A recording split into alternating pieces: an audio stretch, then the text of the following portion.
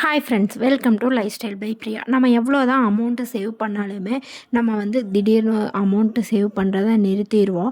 நம்மளால் சேவ் பண்ண முடியாதுன்னு நினச்சி சில காரணங்களால் நம்ம அமௌண்ட் சேவ் பண்ணுறதையே அப்படியே விட்டுடுறோம். பணம் சேமிக்கிறதுல நம்ம பண்ணுற முக்கியமான 5 விஷயம் இருக்குது. அது என்னென்னு இப்போ பார்க்கலாம்.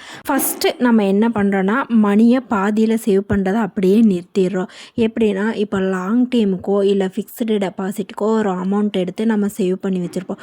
ஒரு 2 வருஷம் 3 வருஷம் அப்படிங்கிற மாதிரி சேவ் பண்ணி வச்சுருப்போம். ஆனால் அந்த 3 வருஷம் கம்ப்ளீட் ஆகாமையே நம்ம அந்த அமௌண்ட்டை போய் பாதியில் எடுத்துருவோம். அப்படி எடுக்கும்போது பார்த்திங்கன்னா, நம்மளுக்கு அந்த ஃபிக்ஸ்டு டெபாசிட்டில் இருந்த அமௌண்ட்டு பாதியாக கம்மியாகி வரும். பாதியாக இல்லை, கால்வாசி கம்மியாகி வரும். ஒரு 1,00,000 ரூபா சேவ் பண்ணியிருக்கோன்னா 28,000 கம்பெனி சைடு போய் 70,000 மட்டும்தான் நம்ம கைக்கு வரும். இப்படி பண்ணும்போது நம்ம சேவ் பண்ணுற அமௌண்ட் அப்படியே ஸ்டாப் ஆயிரும். நம்மளுக்கு தான் லாஸ் ஆகும். எந்த வித உண்டியலாக இருந்தாலுமே சரி, நம்ம சேவ் பண்ண ஸ்டார்ட் பண்ணிட்டோன்னா அந்த உண்டியல்லேருந்து அமௌண்ட்டை எப்போவுமே பாதியாக எடுத்துடவே கூடாது. நம்ம ஃபுல்லாக ஆகிற வரைக்குமே அந்த உண்டியலை நம்ம தொட்டு கூட பார்க்கக்கூடாது. அமௌண்ட் போடுறதுக்கு மட்டும்தான் நம்ம அதை பார்க்கவே செய்யணும். அப்படி மைண்டில் வச்சுட்டு நம்ம சேவ் பண்ணால் மட்டும்தான் நம்மளால் சேவிங்ஸை கன்டினியூ பண்ண முடியும்.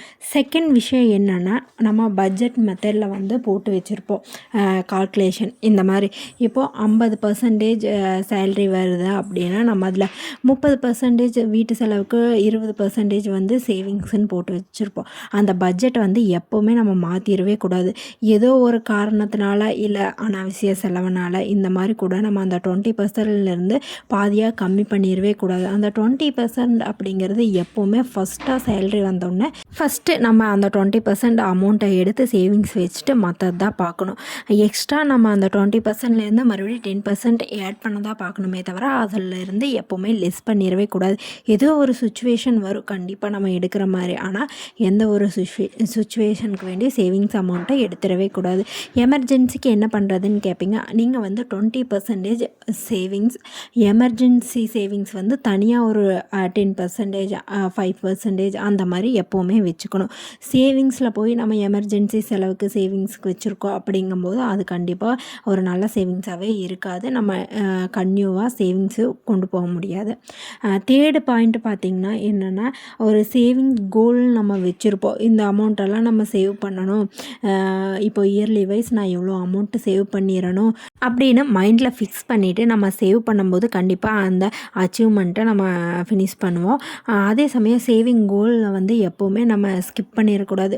ஐயோ, ஏதாவது ஒரு மாதம் கூட நம்மளால் முடியல, சேவ் பண்ண முடியல அப்படின்னாலும் இவ்வளோ தான் நம்மளால் முடியும், கண்டிப்பாக நம்மளால் முடியாது அப்படின்னு நினைக்கவே கூடாது. அது ஒரு நிமிஷம், ஒரு மாதம் தவறுனா கூட பரவாயில்ல, அடுத்த மாதத்துலேருந்து இதை நம்ம எக்ஸ்ட்ரா போட்டு சேவ் பண்ணிடணும் அப்படின்னு தான் நினைக்கணுமே தவிர அந்த கோலை எப்போவுமே கன்டினியூ பண்ணாமல் அப்படியே ஸ்கிப் பண்ணிடவே கூடாது. அடுத்தது 4th பாயிண்ட் என்னென்னா, அன்னெசரி எக்ஸ்பென்சஸ் இருக்கும். கண்டிப்பாக எல்லாத்துக்குமே இருக்கும். அதை வந்து கம்ப்ளீட்டாக ரெடியூஸ் பண்ணிடணும். நம்ம சேவ் பண்ணுறோன்னா அன்னெசரியை நம்ம நினச்சி கூட பார்க்கக்கூடாது.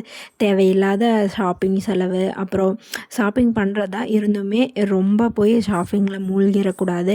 நம்மளுக்கு வேணுங்கிறத மட்டும் நம்ம வாங்கிட்டு மற்ற அமௌண்ட்டை அப்படியே சேவ் பண்ண ஸ்டார்ட் பண்ணிடணும். இந்த அன்னெசரி எக்ஸ்பென்ஸை கண்டிப்பாக நம்ம கட் பண்ணால் மட்டும்தான் நம்மளால் அதிக அமௌண்ட் நம்ம நினச்ச கோலை வந்து அச்சீவ் பண்ண முடியும், சேவும் பண்ண முடியும்.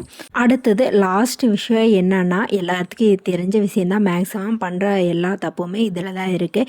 Credit card and EMI card, இதை தயவு செஞ்சு எல்லாரும் அவாய்ட் பண்ணோம். அப்போ தான் நம்ம சேவிங்ஸ் சேவ் பண்ண முடியும். இந்த கிரெடிட் கார்டு, இஎம்ஐ கார்டு கண்டிப்பாக யார் கையில் இருந்தாலும் யாருமே சும்மா இருக்க மாட்டோம். ஏதோ ஒன்று வாங்கணும், பண்ணணும் தான் நினைப்போம். கிரெடிட் கார்டு, இஎம்ஐ கார்டு வாங்குறத நம்ம மேக்ஸிமம் அவாய்ட் பண்ணிடணும், வச்சுக்கணும். ஏதாவது ரொம்ப முடியாத சுச்சுவேஷன், எமர்ஜென்சி செலவு இந்த மாதிரி இதுக்கு தான் வந்து நம்ம கிரெடிட் கார்டு யூஸ் பண்ணணும்.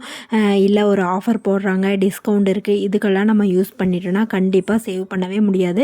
இந்த credit card, EMI card monthly pay பண்ணுறக்கே அமௌண்ட் சரியாக போயிடும். நம்ம எவ்வளோதான் சேலரி வாங்கினாலும் அது பத்தவே பத்தாது.